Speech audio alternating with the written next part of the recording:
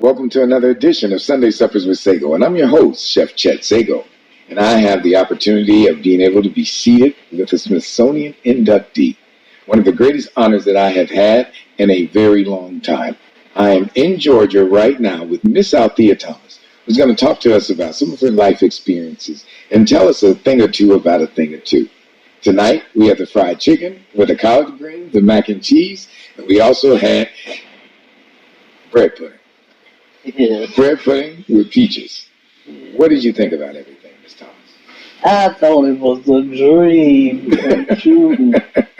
How could food, plain old food, be that good? You know, sometimes it's just on the execution. We also did a loaded baked potato, loaded sweet baked potato, where both of us, we're not supposed to have too much sugar, but I think we managed to get around it tonight. I understood two terms.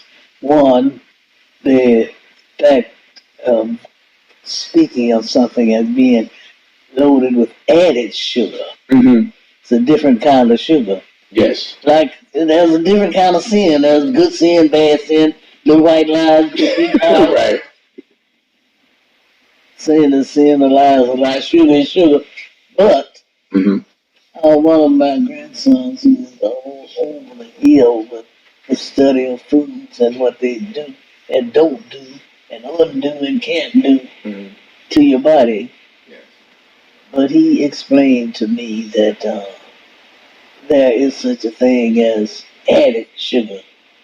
And we're not talking about the sugar that the good Lord put in there when he put the field in the ground. But if it has added sugar, it's that stuff which, if it were just discovered this year, it would be banned as a poison. Isn't that interesting? It is. And think about how many suckers you eat. Right. Preservatives are usually not good for you, as long as it's natural or organic. Usually, what most people don't know is that nutritional facts are really warnings.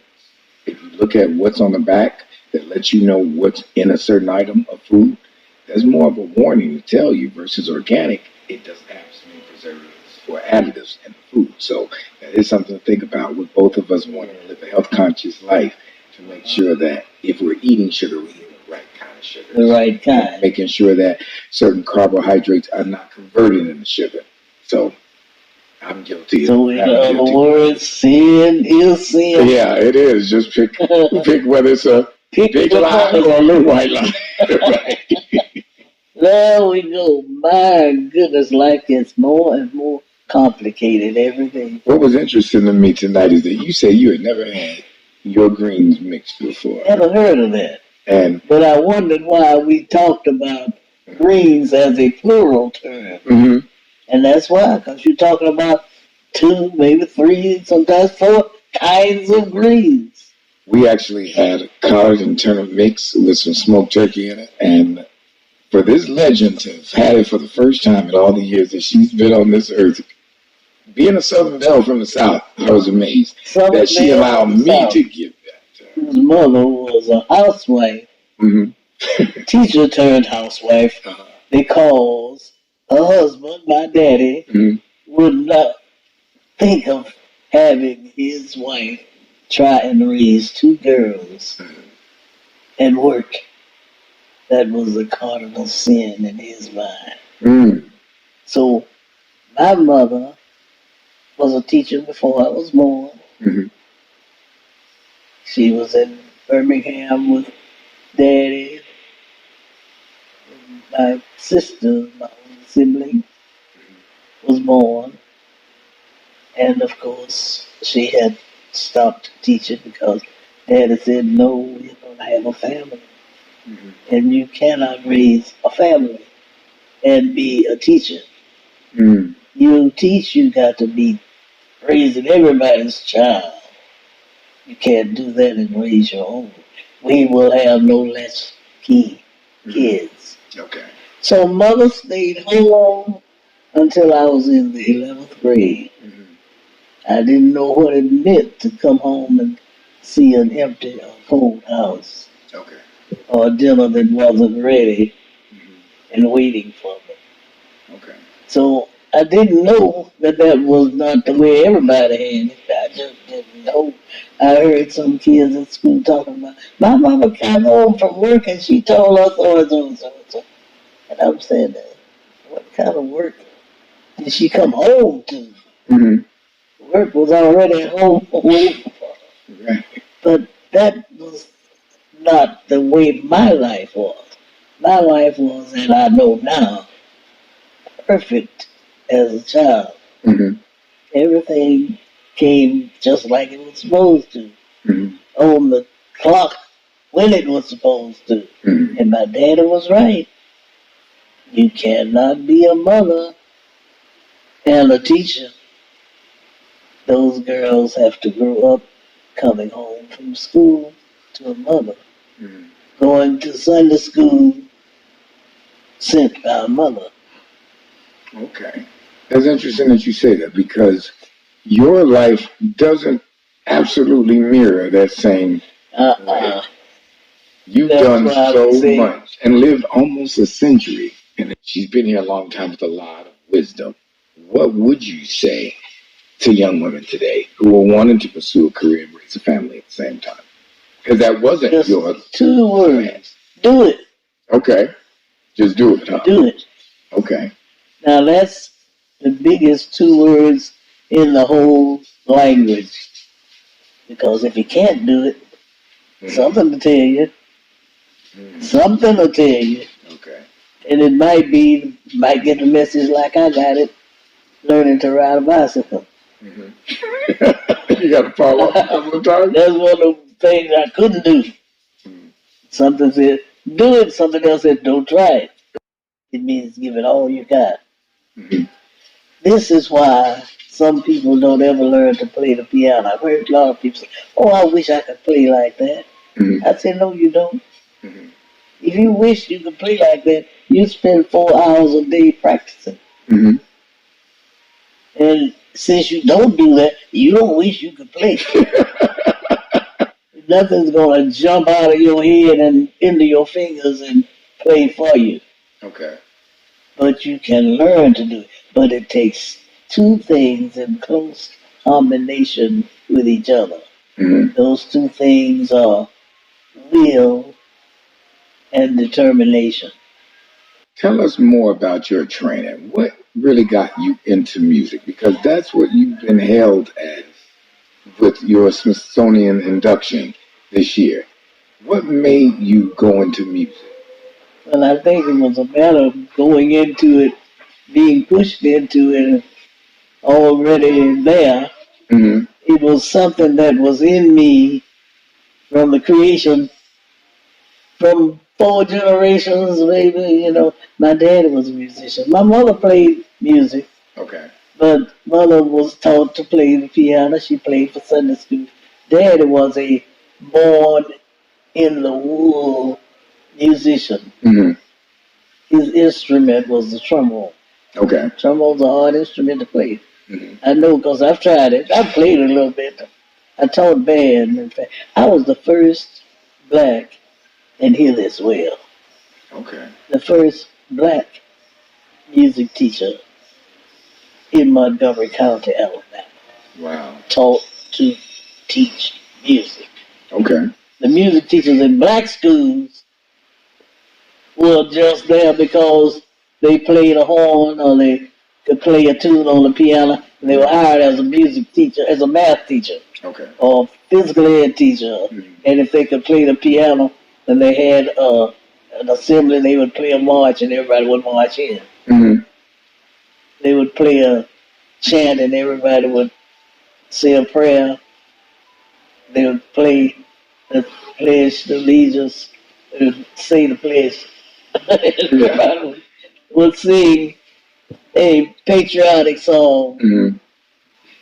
Then, when the principal got through saying whatever it was he was going to say for the day, she would play something else spiffy, and they'd march back out. Hmm.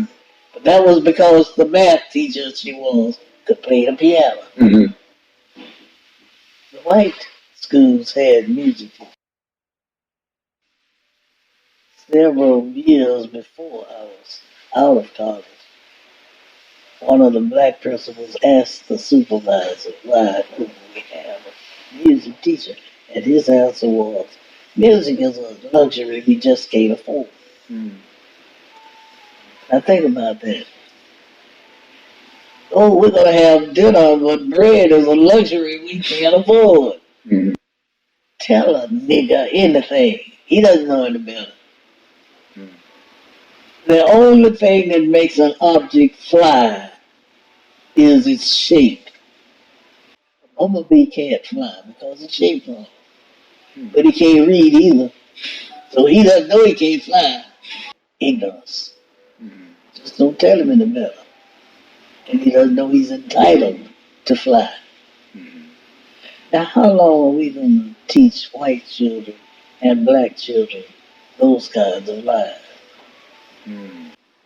How long will we stay in this maze of mess? Don't you see that it's wrong?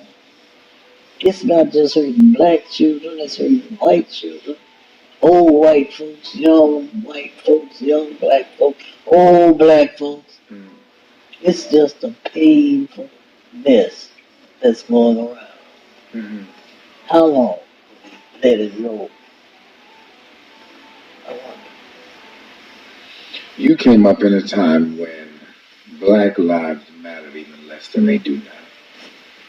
What challenges did you see in pursuing the art of music with the late great Dr. Martin Luther King? Being that you were on Dexter Avenue Baptist Church in the hotbed of the civil rights movement, where before he was assassinated, he was seen as a troublemaker. What did that feel like at that time? It hurt me to see so many of his dreams being exploded into just plain ashes and dust. Mm-hmm. Because I knew that his right to be right was a God given right. Mm-hmm. I knew that he meant nobody any harm. I knew that he taught love. Easy walk from the Capitol steps to the Dexter steps. Mm-hmm. How could anybody think there would be so much craziness between those two sets of ideas? Those in the church and those on the steps of the Capitol and inside Mm-hmm. the Capitol building. But you'd be surprised how far a distance across the whole world that was. Mm-hmm. In the wake of everything that has happened in America since that time frame, how does it make your heart feel to see maybe that we've gone full circle or half circle with all that you've seen in the world in almost a century of lifetime? We have gone less than half a step. Take your art for example. Mm-hmm. I saw bags of food on that table. Mm-hmm. Now there was a lot of steps to be made by a lot of very knowledgeable people to turn what's in them sacks to what's on the plates on the table. Because you, my brother, do that very well. Thank you. You know exactly what to do. And I know exactly what will not work. Worst subject I had in school was home economics. Let's go back in time to when you were at Dexter Avenue Baptist Church. So you're playing on a Sunday morning with everything that was going on in the world, especially the four little girls in Birmingham and all those things that were happening. Did you ever have concerns or fears for your life playing that organ next to that window? Yes, Okay. I'll tell you there were sometimes when I was kind of frightened because there were houses in that block. Mm-hmm. There was a house right next door to the church and they were white Mm-hmm. residents. Yeah, and because we didn't have the windows closed and air conditioning on. There was no air conditioning in there. And we didn't have any mics I don't know how we heard every word that Martin King preached, but we did, and there was no mic in there. Reverend King said, "One of you ushers go next door and ask them to please tone it down some." The smallest man in the church, who was a very strong-willed businessman in town, strutted over there. Big husky deacon standing in the back didn't move. Looked to the side. The short, strong gentleman walked over there. Immediately, the noise stopped. Performers. Did you find yourself doing the same thing when you were the musician for Dr. King, like based on the sermon? I know a lot of musicians have to always be able to move the crowd in a way. No, this was not that kind of church. Okay. Now, everybody thinks you say Baptist, South, Black. You're talking about wring your neck, twist your butt, stomp your feet. Dexter was not that kind of church. What was it like? Dexter was a strong Baptist church. It did not include the wiggling of the body and the top of the feet. Okay. And he called me because, as I said, the choir director at Dexter Church was the vice president at Alabama State. Okay. So he knew me from a high school kid who was out playing those college students and those faculty members who were going back to study some organ had stopped when they were in college. So, with you saying that you didn't really have that kind of church, then how did your shoes become something the Smithsonian wanted to highlight? Well, because when we think about musicians and we think about the church and we think about how the musician is just as instrumental as the pastor sometimes when it comes down to moving the congregation and making sure that there's a ambiance that's set in the spirit. That is the structure of the average Black Baptist church the South. Yes. That is not the structure that Dexter had. Okay. As I said, Dexter's choir director was the president's assistant at Alabama State. Okay. Now, you got the same choirs. This same man who is assistant to the president was at every function on the campus at the school. And he comes to his church, he uses the same song. And he heard them played by the same little girl. And notice what the foot does there. Yeah. If this is D, then F is here. So it's like riding a bike, you'll never forget. And ain't that bad. I almost broke my neck trying to ride a bike. That was a harder thing to me than driving a car. Okay. What advice, as we close our interview, what advice would you give young people, not just young musicians, but young people, younger than you, that you've lived on this earth nearly a century, and you've seen a lot, so you have to be doing something right. What would you like to tell our listeners? The first thing is learn to communicate, learn to listen, and learn to read. That's two ways to get information into you, listening and reading. If you get enough in there, something's going to tell you the right thing that you need to know at the right time. And once you get the right thing in your mind, the right answer will be there when you need it. But so many of us try to answer questions without even knowing what the question is. Learn to read, and that means learn to listen. Because information comes to you through your ears and through your eyes.